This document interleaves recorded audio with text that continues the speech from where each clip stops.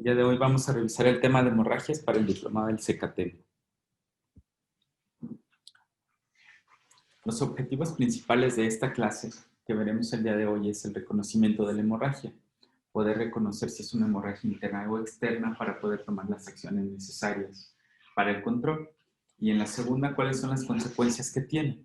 En algunas ocasiones únicamente causa cierta debilidad. Si evoluciona a mayor, puede causar estado de choque e incluso la muerte.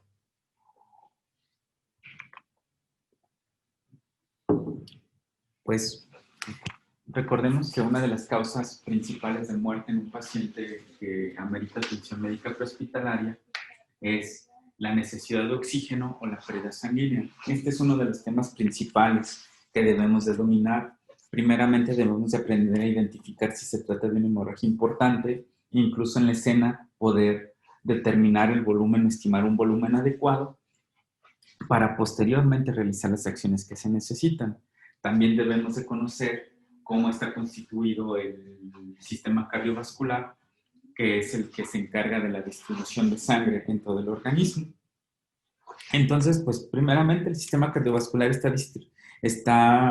el responsable de la distribución de sangre a las células y tejidos, suministrando el oxígeno necesario a cada una de las partes del cuerpo para que puedan llevar a cabo su función adecuada y a su vez transportar los productos de desecho desde cualquier parte del cuerpo hasta los pulmones, el riñón, etcétera, que nos permitan poder eliminarlos de manera adecuada y oportuna.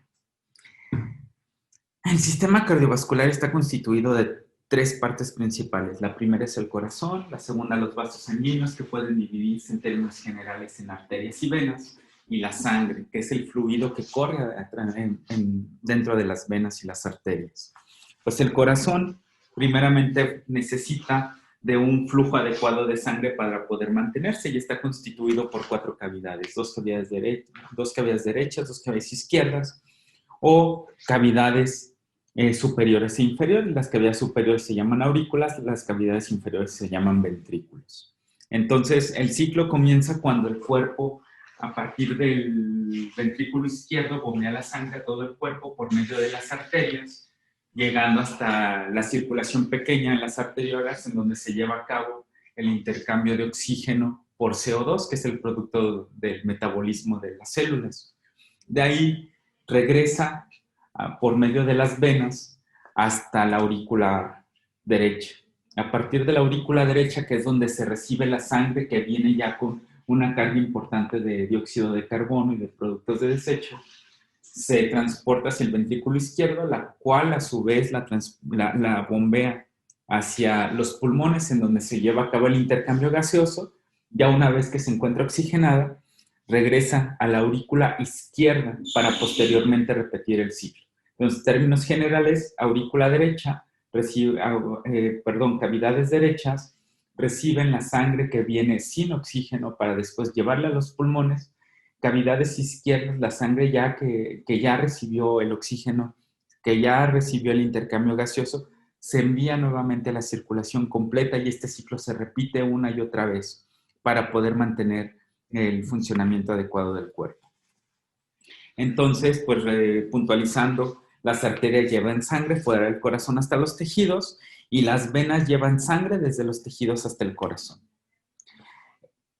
El oxígeno, la membrana alveolo-capilar en los pulmones es la responsable de llevar a cabo el intercambio gaseoso. El oxígeno y los nutrientes pasan de los capilares a las células y el dióxido de carbono y los desechos pasan de las células a los capilares para posteriormente desecharse por medio de los pulmones y del riñón y se metaboliza en el hígado, por ejemplo.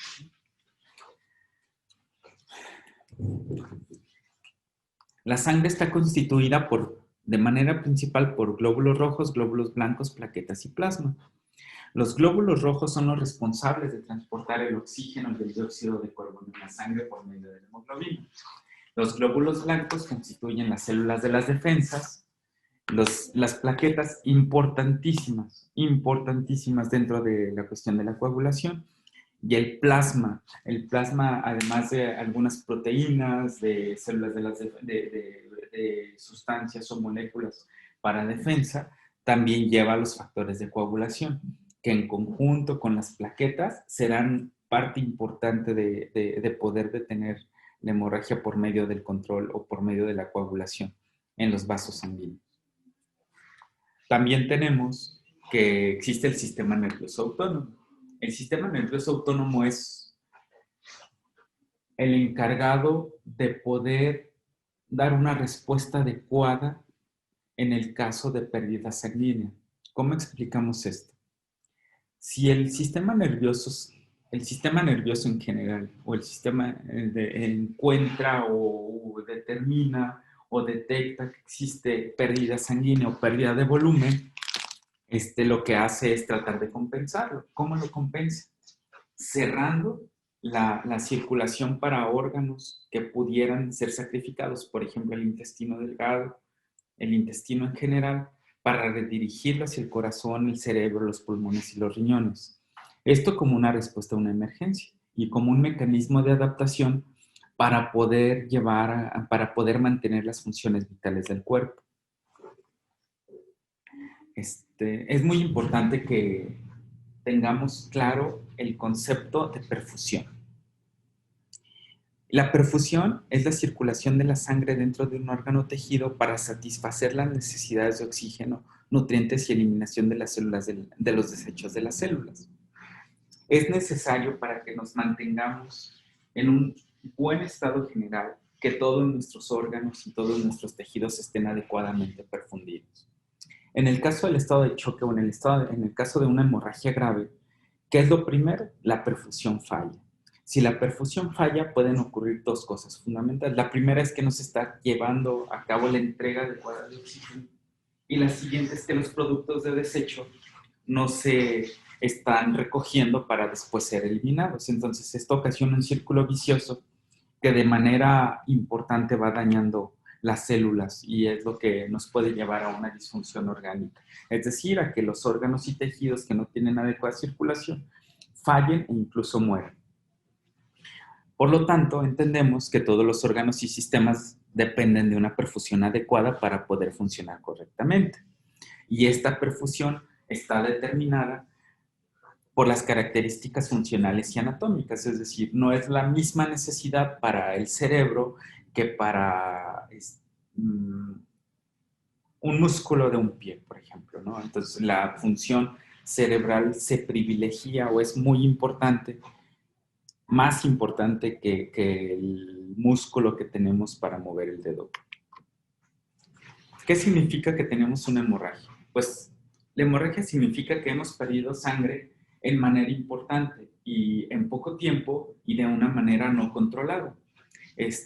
La hemorragia que pueda presentarse en un paciente puede ser leve o grave.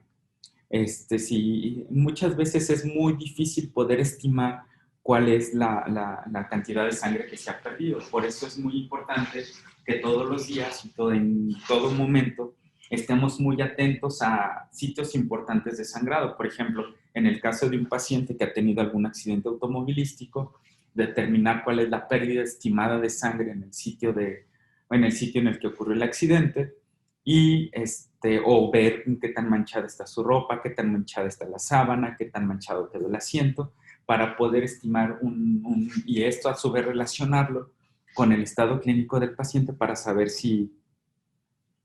poder estimar la cantidad de pérdida sanguínea y a su vez el tratamiento que va a recibir. Existe una clasificación de estado de choque que se las voy a platicar en 30 segundos y que viene del Colegio Americano de Cirujanos, que nos dice que las pérdidas sanguíneas es en función de una regla de 0, 15, 30, 40, similar a cómo se utiliza el puntaje del tenis. Entonces, en todo momento vamos a hablar de choque grado 1, grado 2, grado 3 o grado 4. El choque grado 1 corresponde a una pérdida del 0 al 15% del total de sangre que tenemos en el cuerpo. El choque grado 2, 15 a 30% de pérdida. Choque grado 3 del 30 a 40% de pérdida y choque grado 4 más del 40%. Si lo correlacionamos con volumen, vamos a tener que las pérdidas pudieran ser de 0 a 750 mililitros para choque grado 1, 750 a 1500 mililitros para grado 2, de 1500 a 2000 para grado 3 y más de 2000 para grado 4. Entonces, al tener cuatro tipos de choque, podemos determinar que una pérdida del 15% es suficiente para ocasionarnos una repercusión en el cuerpo. Esta primera repercusión en el cuerpo será taquicardia. La segunda es, si el paciente tiene choque grado 2, pero que sigue sangrando, puede evolucionar a choque grado 3, lo que nos lleva a taquicardia más hipotensión.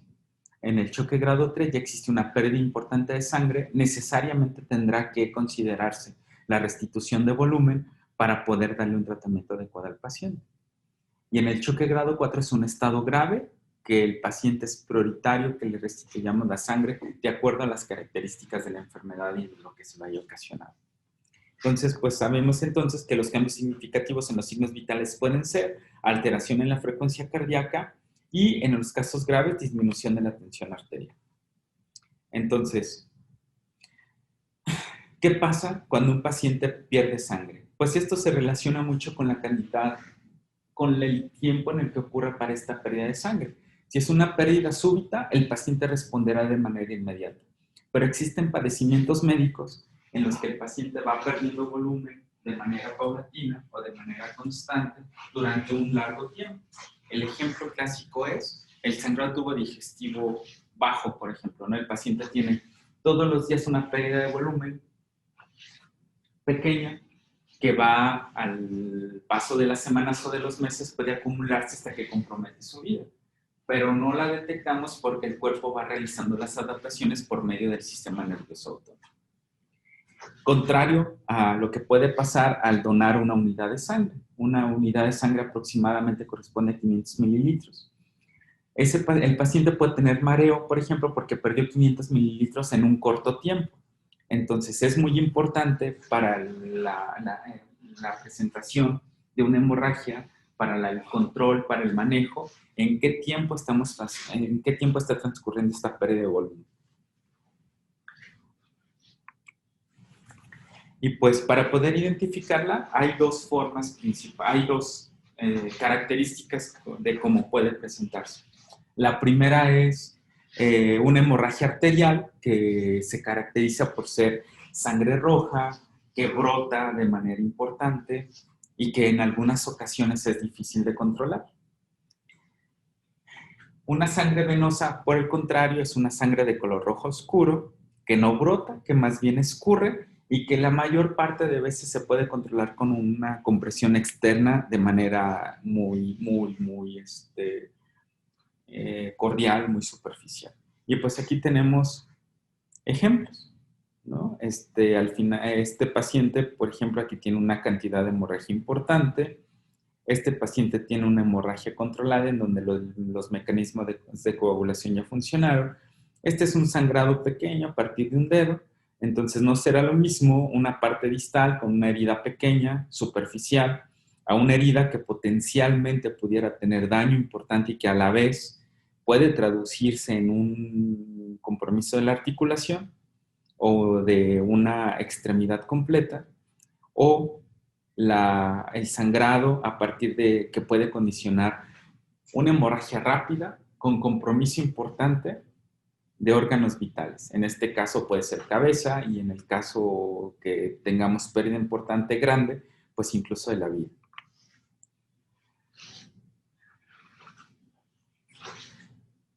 Un tema importante para que no debemos de dejar de tratar para cuando hablamos de hemorragia es la coagulación.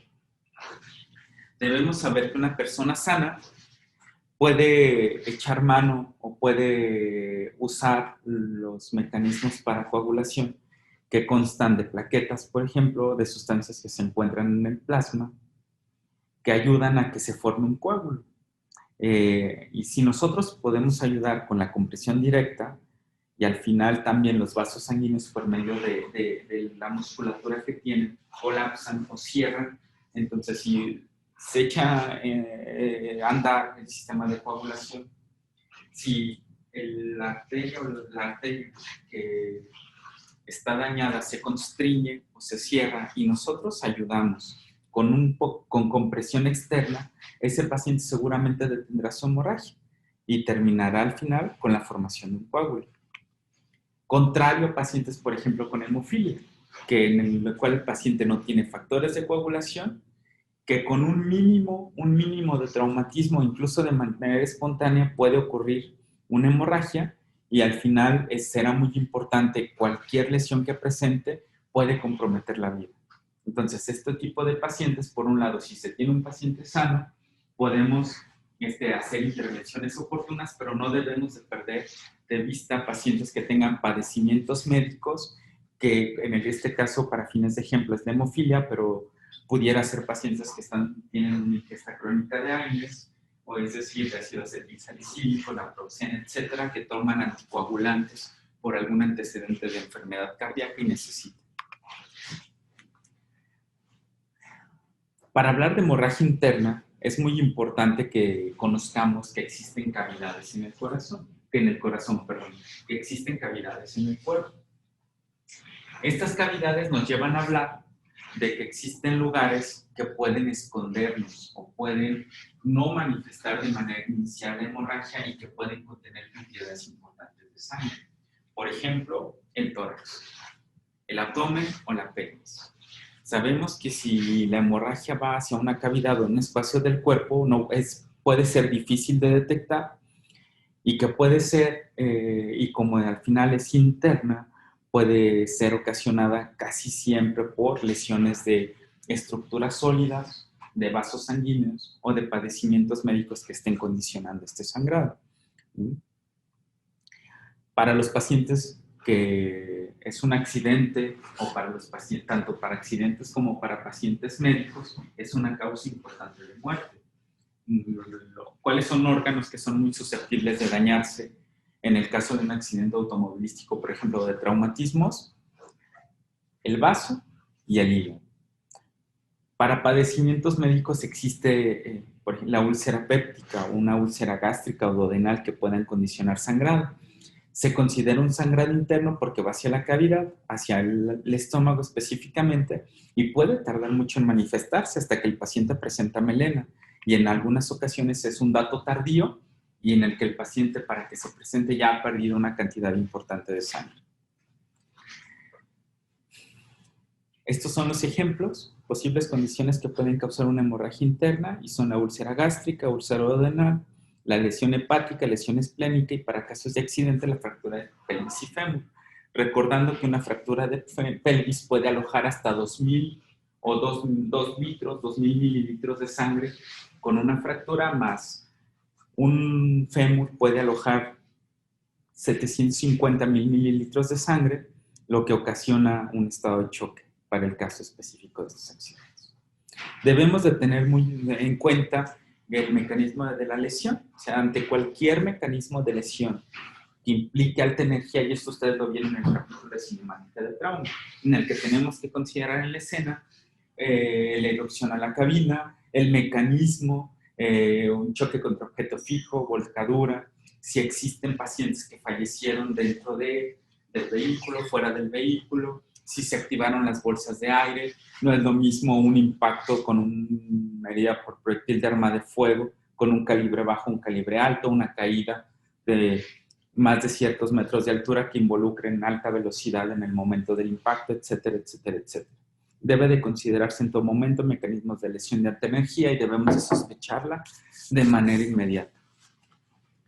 Y pues, la hemorragia interna se puede localizar si el mecanismo de lesión lo sugiere. Entonces, para eso es muy importante realizar la evaluación primaria del paciente en función de DKP-TLS, que ustedes ya lo revisaron, y que llevemos a cabo una revisión sistemática del paciente y vayamos con cada una de las partes determinando si existen, por ejemplo, para el caso de traumatismos, alguna deformidad, alguna contusión, alguna abrasión en el hemitórax izquierdo. Pudiéramos sospechar que ese paciente potencialmente pudiera tener una lesión esplénica, una lesión de vaso.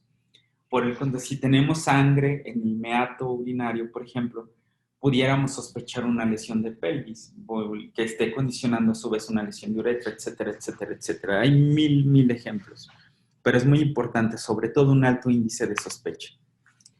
Posteriormente, para la hemorragia interna, no siempre es causada por traumatismos. Aquí muchas veces son padecimientos médicos en los que será muy importante el interrogatorio dirigido y especializado para el paciente médico.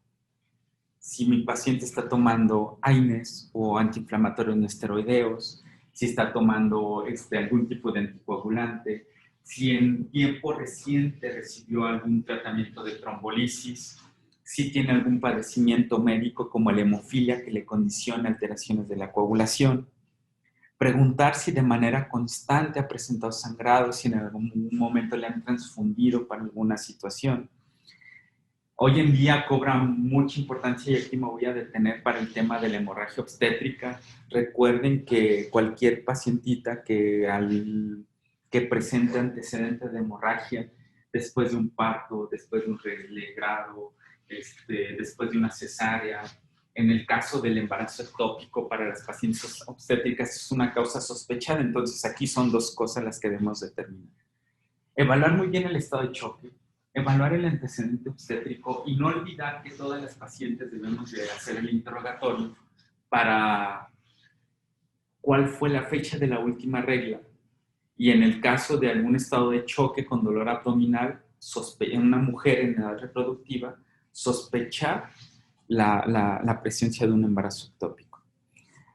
Ruptura de aneurismas o ruptura de estructuras internas que pudieran condicionarnos sangrado. Entonces, ¿cuáles son los signos y los síntomas de la hemorragia? La primera es,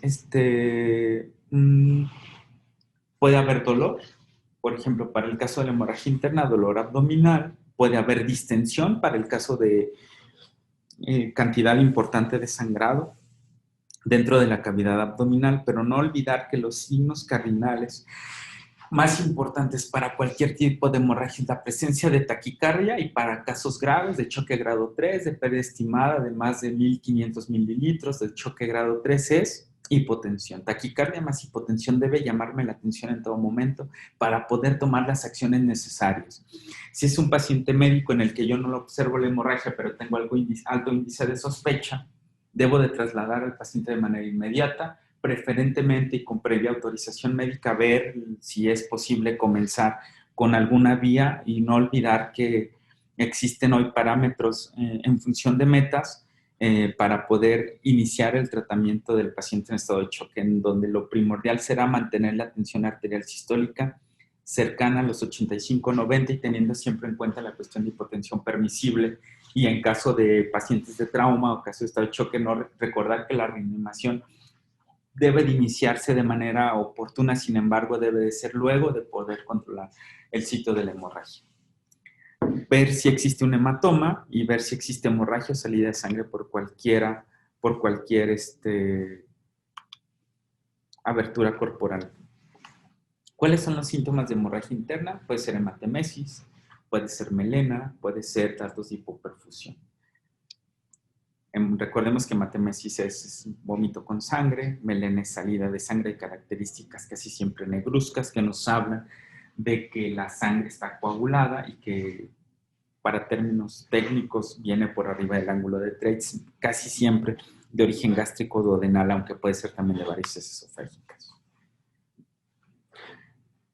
¿Qué debemos de hacer en escena? Pues primero, como en todos los pacientes, ¿verdad? Estar alerta, estar seguros de que en mi escena se asegura mi aislamiento de sustancias corporales desde el inicio de paciente médico, paciente de trauma. Es importante saber que pueden existir cosas que pueden poner en riesgo a nuestra atención. Entonces debemos determinar cuál es el mecanismo de la lesión y considerar la necesidad de inmovilización espinal y recursos adicionales si en el caso de pacientes de trauma.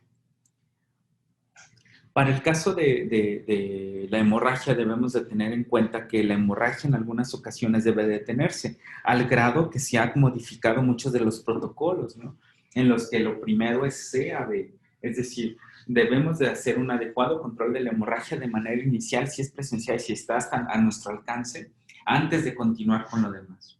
Para eso viene, y lo vamos a ver un poquito más adelante, con la cuestión del uso de un torniquete o compresión directa, etcétera, etcétera, etcétera. Debemos de formarnos una impresión general, debemos realizar un examen rápido y atender la hemorragia que puede amenazar la vida. Primordial, atender la hemorragia que puede amenazar la vida. Evaluar el color de la piel, determinar el nivel de conciencia en función de API, ustedes ya lo conocen y lo dominan, y pues la circulación. Debemos de evaluar la frecuencia cardíaca y la calidad de pulso, recordando que la frecuencia cardíaca, una frecuencia cardíaca por arriba de 90, mi paciente está taquicárdico y mi paciente me está avisando que puede ser que si yo lo relaciono con un sitio sangrado, por lo menos ese paciente me ha sangrado 750. La calidad de pulso. Si yo no puedo tomarle la tensión arterial en ese momento, pero es un paciente que tiene un pulso rápido y débil, y además con datos de hipoperfusión, mi paciente está en estado de shock, determinarlo de manera inmediata.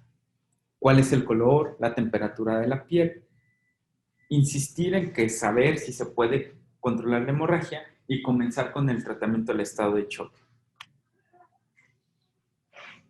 Determinar si el paciente tiene prioridad de transporte y esto lo vamos a saber evaluando de manera muy rápida si el paciente está taquicárdico, si está hipotenso, si su pulso es débil o si la piel tiene datos o características que me puedan traducir no está de choque inmediato.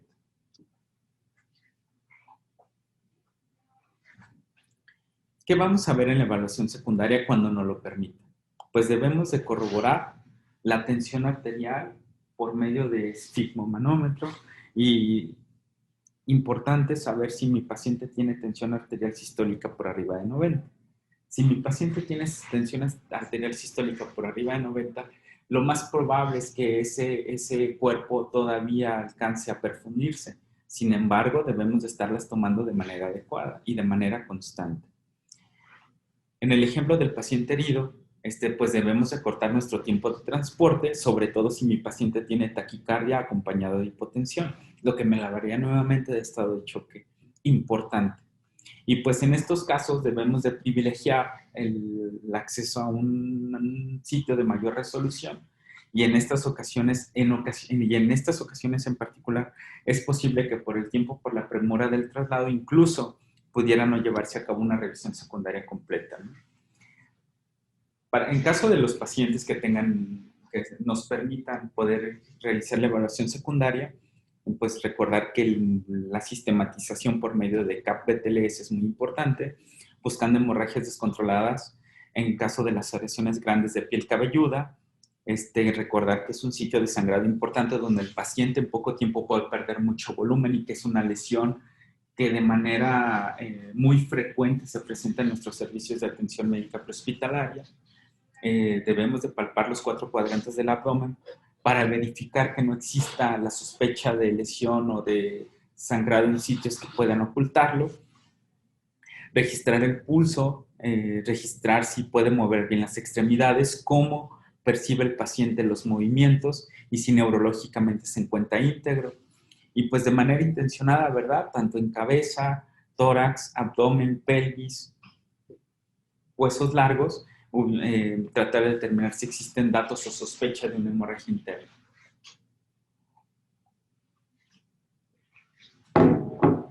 Debemos de llevar a cabo una reevaluación de manera constante y para el caso de pacientes que se encuentren inestables, verificar su estado cada 5 minutos o de manera permanente. Y para un paciente que se encuentre estable, documentarlo. Nos puede dar oportunidad incluso de hasta cada 15 minutos, pero no recordar que en estos casos la prioridad del traslado es fundamental.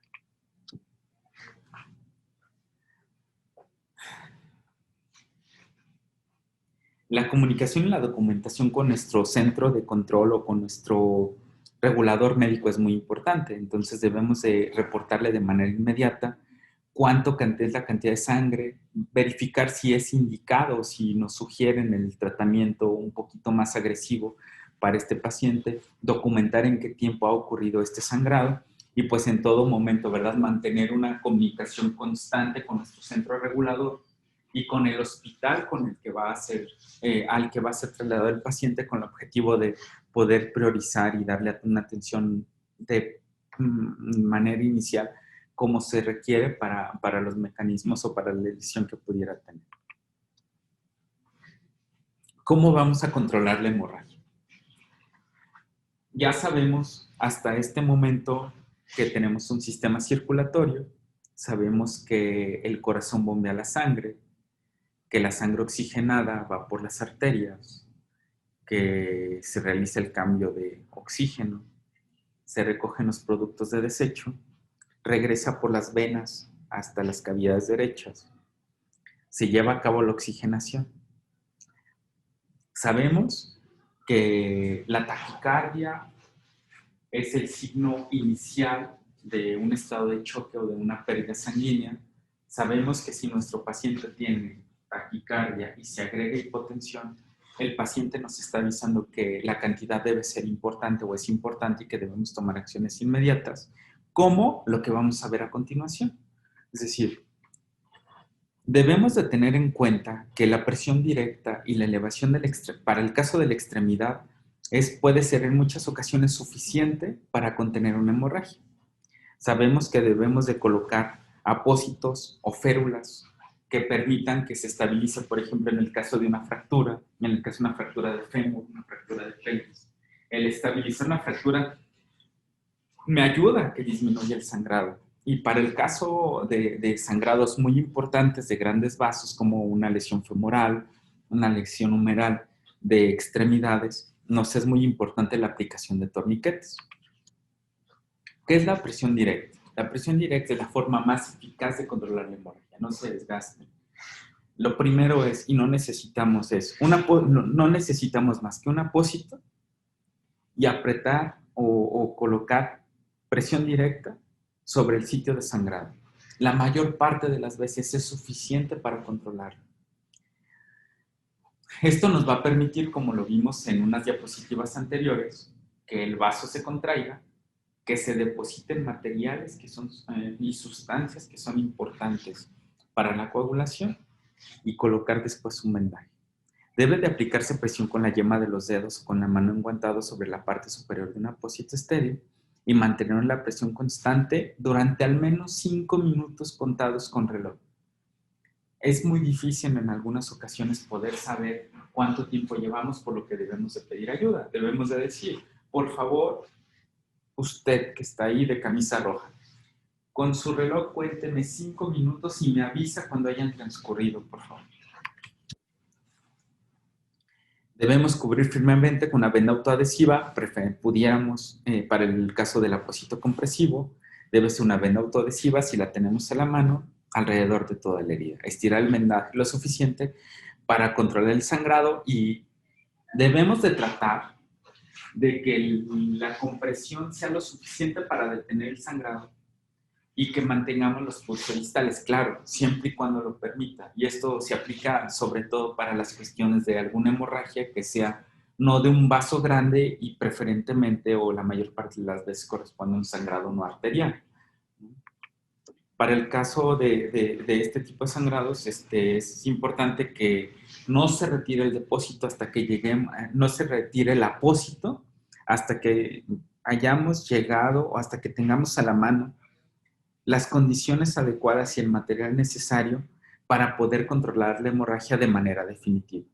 En caso de que la hemorragia, o para los casos en los que la hemorragia no disminuye, podemos colocar un apósito extra con un vendaje sobre el primero, de tal manera hasta que nos ayude a controlar de manera completa la hemorragia.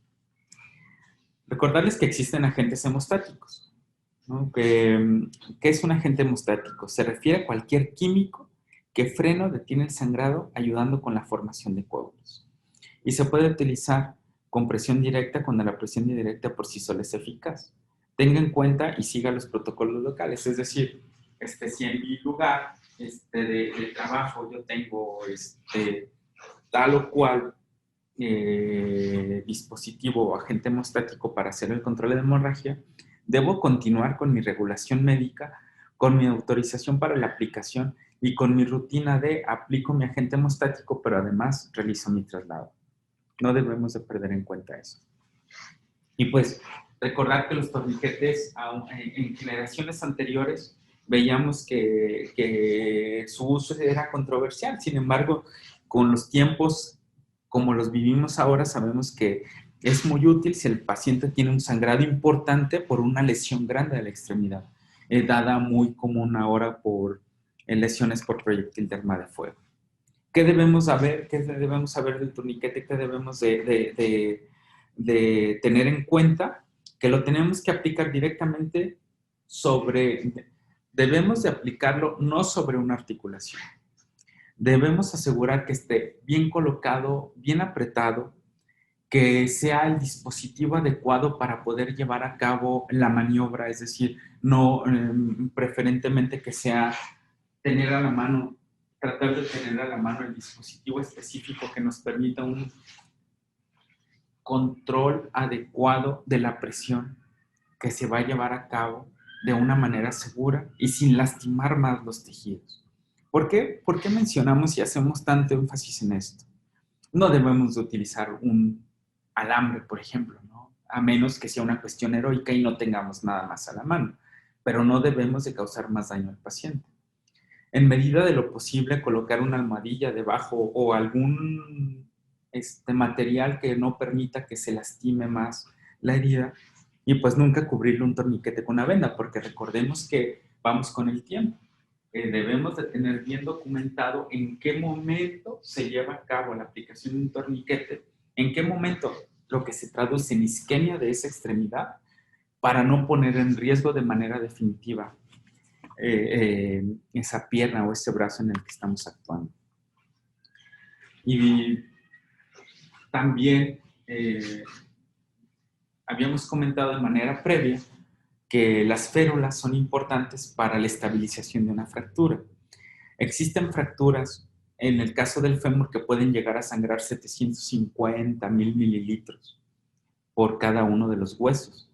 Y que esta sangre se puede incrementar si no estabilizamos esa fractura, para lo que podemos echar mano o hacer uso de férulas que puedan controlar el sangrado y recordar que existen indicaciones y contraindicaciones. Entonces, si es una férula de aire, sí puede ser que la utilicemos para estabilizar una fractura que sea pequeña, que no sea expuesta y que sea de un sitio casi siempre distal. Que debemos de poner un apósito compresivo y posteriormente estabilizar mi fractura con la férula, específicamente de aire en este momento de la presentación.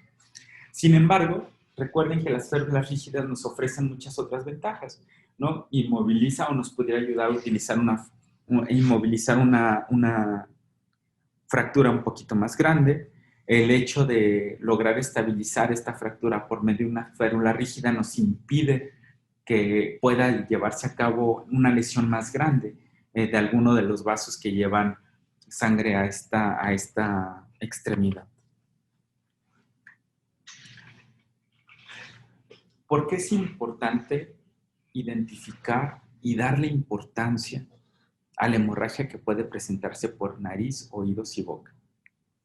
Pues por la repercusión clínica que puede tener. El hecho de que yo tenga un sangrado, nariz, oídos, boca, recto, meato urinario, nos lleva a sospechar que existe un mecanismo de lesión, una lesión, el transcurso o la evolución de una pérdida sanguínea importante para el caso, y no necesariamente en algunos de estos padecimientos en cuestión de volumen, porque muchos de los padecimientos que se manifiestan por salida de sangre por nariz, oídos o boca, no necesariamente ocupan una cantidad muy importante o cantidad grande de sangrado para que nos ocasionen un daño que pueda poner en riesgo nuestra vida.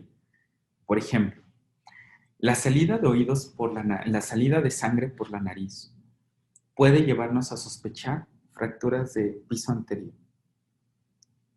Puede, si es importante, comprometer la vía aérea, puede darnos datos de padecimientos médicos como la presión alta, como sinusitis crónica, recordar que los trastornos de la coagulación pudieran manifestarse de manera inicial con sangrado de las encías o con sangrado de la nariz. O para el caso de los oídos en un paciente con traumatismo, recordar que los hematomas y la salida de sangre de los oídos puede hablarnos de una fractura del piso medio. La salida de sangre por la boca puede hablarnos de manifestación importante de sangrado, como puede ser un sangrado importante por una úlcera gástrica, que también puede condicionarle aspiración del paciente o broncoaspiración de sangre del paciente y compromete su vida de manera inmediata. La salida de sangre por la nariz, que se llama epistaxis, puede ser una causa de consulta común, una causa de atención común en el medio en el que nos desarrollamos, y que si esta no se encuentra controlada, puede condicionar que el paciente pueda llegar, si bien no a la muerte, sí a una pérdida importante de sangre. Y existe una técnica que es haciendo compresión con el paciente en una posición anatómica o una posición normal y haciendo compresión para que los vasos puedan colapsarse y podamos detener ese sangrado. Lo que comentamos, que el sangrado de nariz y de oídos puede estar indicando una fractura de cráneo, que este sangrado a su vez puede ser difícil de controlar y que debemos de cubrir, pero sobre todo identificar y llevar al sitio en el que tengamos que darle una atención definitiva.